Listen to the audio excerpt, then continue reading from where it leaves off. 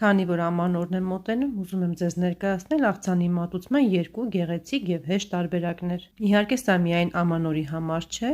այլ կարող եք ցանկացած առիթի ժամանակ պատրաստել եւ զարմացնել ձեր հյուրերին։ Մեզ պետք է ֆիլո խմոր եւ յուղ եւ ցանկացած աղցան։ Ինձ մոտ այսօր հավով եւ սնկով աղցան է։ Առաջի տարբերակը այդպես եմ պատրաստելու։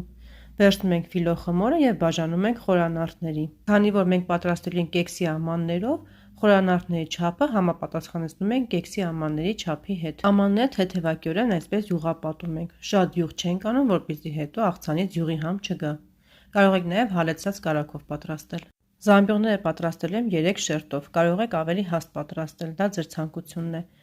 Այսպես հերթով դնում ենք կեքսի ամանի մեջ եւ յուղապատում ենք։ Վերջի շերտը չենք յուղապատում, քանի որ աղցանը լցոնելու ենք մեջը։ Լցնում ենք աղցանը, վրան պանիր է եւ կողքերից նորից յուղի օգնությամբ այսպես հավաքում ենք թեթևակիորեն իրար վրա։ Քանի որ ֆիլո խմորը շատ շուտ է չորանում, մի փոքր պետք է արագ աշխատենք։ Իսկ մնացած խմորները ծածկում ենք խոնավ շորով, որպեսզի չչորանան։ Մի մասը այսպես լցունած տարբերակով ենք պատրաստում, իսկ մնացածը զամբյուղներ ենք անելու։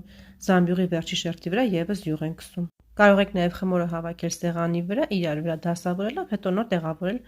կեքսի ամանների մեջ։ Խմում ենք նախապես տաքացված ջեռոցում 2 աստիճան տակ 10-ից 15 րոպե կամ մինչև ոսկեգույն դառնալը։ Շատ համեղ ու գեղեցիկ է ստացվում այս տարբերակը, վստահորեն կարող եք պատրաստել։ Այն կարող եք մատուցել նաև տաք վիճակում, այդպես էլ շատ համեղ է։ Տեսեք, թե ինչքան գեղեցիկ ու լավ է ստացվել։ Զամբյուղները շատ խրխրթան ու նուրբ են ստացվել։ Մի փոքր պետք է զգույշ լինենք, ծայրի մասերը շուտ են կոտրվում։